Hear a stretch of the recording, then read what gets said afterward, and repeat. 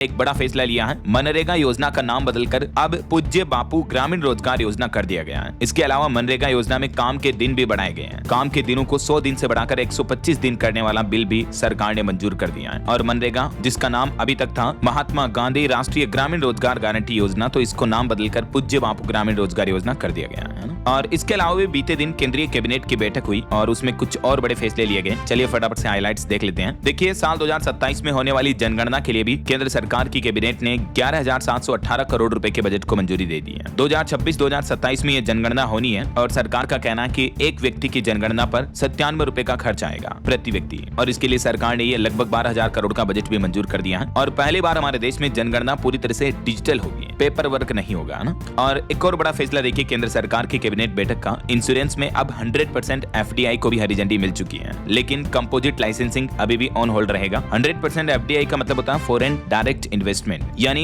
विदेशी बीमा कंपनियों की एंट्री का रास्ता भारत में साफ हो चुका है। भारतीय इंश्योरेंस सेक्टर में विदेशी कंपनियां अपना 100% निवेश कर पाएंगी ऐसा। और इंश्योरेंस सेक्टर पर एक रिपोर्ट सामने आ रही है। बीते महीने नवंबर में लाइफ इंश्योरेंस सेक्टर की बड़ी वापसी देखने को मिली है। नया बिजनेस प्रीमियम 23% तक बढ़ा है। चलिए अगला अपडेट देखिए। नए साल से पहले किसानों को भी सरकार ने बड़ा तोहफा दिया है। केंद्रीय कैबिनेट ने 2026 सीजन के लिए कोपरा की MSP भी बढ़ा दी है। कैबिनेट ने मिलिंग कोपरा का MSP बढ़ाकर 12,027 रुपए प्रति क्विंटल करने की मंजूरी दे दी है, जबकि बोल कोपरा के लिए 12,500 रुपए MSP तय की गई है। ये देख सकते हैं सरकार द्वारा जारी सूचना भी, मिनिमम सपोर्ट प्राइस फॉर कोपरा। तो दोस्तों, किसानों के लिए PM किसान सम्मान निधि योजना की 22वीं किस्त आने से पहले सरकार ने यह बड़ा तोहफा दिया। किसान भाई लोगों के लिए अच्छी खुशखबरी है। और वहीं दोस्तों, किसानों की फसलों के बीमा के लिए भी सरकार ने सूचना जारी की, जिसमें बताया कि गेहूं, चना, सरसों समेत इन फसलों का बीमा करा सकेंगे किसान भाई लोग। 31 दिसंबर इसके लिए आखिरी तारीख है। प्रधानमंत्री फसल बीमा योजना के तहत रबी की फसलों का बीमा भी शुरू हो चुका है, तो इन सभी फसलों का बीमा करा सकते हैं आप। PM फसल बीमा योजना पोर्टल के जरिए ऑनलाइन भी अप्लाई कर सकते हैं, या अपने नजदीकी CSC सेंटर पर जाकर के भी फसलों का बीमा करा सकते हैं। और इस बार तो सरकार ने प्याज, टमाटर समेत 5 तरह की सब्जियों को भी फसल बीमा योजना में शामिल कर लिया है। बैंगन, फूल गोभी, लहसुन, प्याज, टमाटर, नींबू, आम, अमरूद वगैरह, इन सभी फसलों के लिए किसान भाई लोग अब बीमा करा पाएंगे। तो फसलों को किसी भी तरीके का नुकसान होता है तो सरकार की तरफ से मुआवजा दिया जाएगा ना। तो PM FBY पोर्टल के जरिए आप ये फसल बीमा ले सकते हैं। चलिए अगला अपडेट देखिए। कैबिनेट बैठक ने भारत और ओमान फ्री ट्रेड एग्रीमेंट को भी हरी झंडी दे दी है। इससे भी हमारे देश में आर्थिक साझेदारी को नई मजबूती मिलेगी। चलिए अगली खबर देखिए। एक रिपोर्ट सामने आ रही है। विदेशी मुद्रा भंडार यानी भारत का फॉरेक्स रिजर्व जो है वो $1 अरब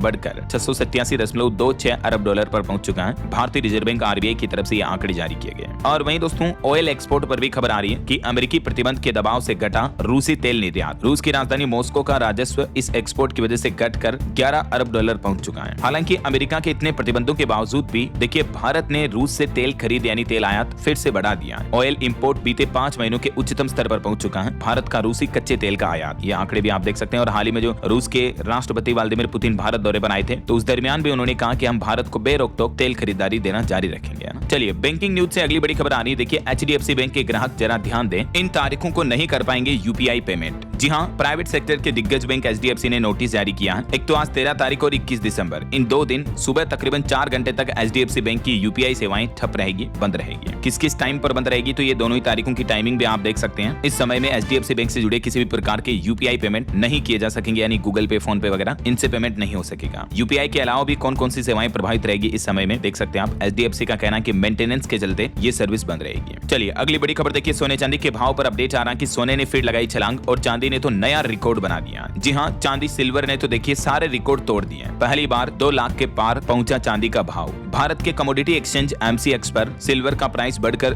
2 लाख के ऊपर पहुंच चुका है। ये देख सकते हैं आप MCX के जो लाइव रेट्स चल रहे हैं। हालांकि जो ज्वेलरी, गहने बनाए जाने वाले सोने चांदी के जो भाव है IBGA के लेटेस्ट रेट के मुताबिक, उनमें भी भारी बढ़ोतरी देखने को मिली। देखिए आप, सोना एक ही दिन में 4,000 रुपए से भी ज्यादा बढ़ा और चांदी एक ही दिन में लगभग 7,000 रुपए महंगी हुई। उसके बाद 10 ग्राम सोने का रेट 1,33,000 रुपए और 1 किलो चांदी का रेट 1,95,000 रुपए के नए ऑल टाइम हाई पर पहुंच चुका है। और भी अलग अलग कैरेट के हिसाब से ये सोने की कीमतें आप देख ही सकते हैं स्क्रीन पर। तो दोस्तों, चांदी मानो एक तरह का नया सोना बन रही है। इतनी तेजी चांदी में क्यों आ रही है और इतने बढ़ते भावों के बीच आखिर गोल्ड या सिल्वर कहां लगाएं आप अपना पैसा, तो इसको लेकर मैंने कल दिन में आपको DLS न्यूज चैनल पर एक सेपरेट वीडियो में बताया है। सोना चांदी के भाव को लेकर नए साल 2026 में एक्सपर्ट्स का, मार्केट एक्सपर्ट का क्या अनुमान है, तो आप ये जानकारी देख लीजिएगा इस वीडियो में। चलिए फिलहाल आगे बढ़ते खबरों में देखिए बड़ी खबर। राजस्थान राज्य के हनुमानगढ़ में लगातार चौथे दिन भी इंटरनेट बंद रहा। यहाँ एथेनॉल फैक्ट्री का जो विरोध किया किया जा रहा, तो इस वजह से काफी बवाल मचा हुआ प्रशासन और किसानों के गाँव वालों के बीच। अब 17 तारीख को महापंचायत का आयोजन होगा, जिसमें किसान नेता राकेश टिकैत भी आएंगे। हालांकि ये प्लान बनाने के बाद हनुमानगढ़ किसान आंदोलन में प्रशासन और विरोधकर्ताओं के बीच सहमति बनी, जिसमें प्रशासन ने आश्वासन दिया कि अगर गड़बड़ी मिली तो हट सकती है एथेनॉल फैक्ट्री और किसानों की मांगों को लेकर भी रिव्यू होगा। आखिरकार राजस्थान के हनुमानगढ़ स्थित टिब्बी राठीखेड़ा में यह आंदोलन बीती रात स्थगित हो गया। प्रशासन और किसान प्रतिनिधि मंडल के बीच हुई वार्तालाप में कई मुद्दों पर सहमति बनी है। चलिए महंगाई पर बड़ी खबर आ रही दोस्तों, देखिए आप, आ गया नवंबर महीने का महंगाई डेटा। सब्जी, अंडा, मीट, मसाले के दाम बढ़ने की वजह से रिटेल महंगाई दर में बढ़ोतरी हुई है। ये खुदरा महंगाई दर का डेटा जारी किया है सरकार की तरफ से, जिसमें रिपोर्ट सामने आ रही है कि नवंबर में सब्जियों और मसालों की कीमतें बढ़ी हैं। इस वजह से रिटेल महंगाई दर अभी बढ़कर 0.71% पर पहुंच चुकी है, जो कि अक्टूबर में 0.25% पर ही थी। ये रिटेल इन्फ्लेशन यानी खुदरा महंगाई के आंकड़े हैं, और आज दिन में होलसेल इन्फ्लेशन थोक महंगाई दर के आंकड़े भी आ जाएंगे, तो मैं आपको बता दूंगा अपडेट। फिलहाल देखिए अगली खबर। केंद्र सरकार ने संसद में जानकारी देते हुए बताया कि रेलवे ने इस साल 3 करोड़ से भी ज्यादा फेक IRCTC अकाउंट को बंद किया। खुद रेलवे मंत्री अश्विनी वैष्णव बोले कि तत्काल टिकटों की कालाबाजारी को रोकने के लिए OTP वाला नियम लगाया गया है, जिससे 65% मामलों में सुधार हुआ है। और वहीं खबर देखिए दोस्तों, NCAAR के रिपोर्ट के मुताबिक भारत में रोजगार बढ़ाने के लिए स्किल विकास यानी स्किल डेवलपमेंट और छोटे उद्योगों को बढ़ावा देना जरूरी होगा। National council of applied economic research की तरफ से यह नई रिपोर्ट जारी की गई है, जिसमें सरकार के लिए भी ये सुझाव दिया गया है। और खबर है, बिहार का रजौली बनेगा दक्षिण बिहार का सिक्योरिटी हब। यहाँ 44 एकड़ में बनाया जाएगा SISF कैंप भी। और पहली बार रेयर अर्थ परमानेंट मैग्नेट का उत्पादन भी पूरी तरीके से भारत में किया जाएगा, और इसके लिए 7,000 करोड़ से भी ज्यादा का निवेश प्लान किया जा रहा, और इसका पूरा काम अगले 7 साल में किया जाएगा। इसे लागू करने का लक्ष्य भारत की चीन पर आयात निर्भरता कम करना है। रेयर अर्थ के मामले में आत्मनिर्भर बनने का प्रयास कर रहा हमारा देश भारत है ना। और एक रिपोर्ट देखिए, सार्वजनिक क्षेत्र के बैंकों ने 5.5 साल में 6 लाख करोड़ रुपए से भी ज्यादा के कर्ज यानी लोन माफ किए हैं। केंद्रीय वित्त राज्य मंत्री पंकज चौधरी की तरफ से लोकसभा में जानकारी दी गई।